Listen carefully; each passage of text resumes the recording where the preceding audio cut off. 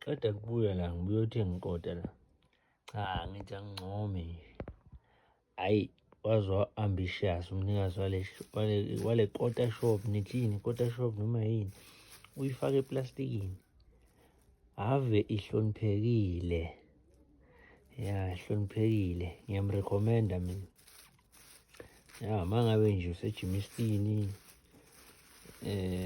near Railway Street. Ya 202 Railway Street. Hloniphekile.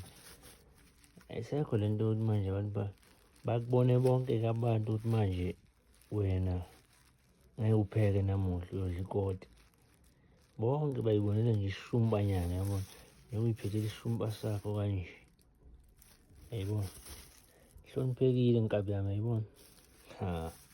Hhayi u-ambitious umnikazi wale shop. Thi siyivule siyibone naye i-ambitious.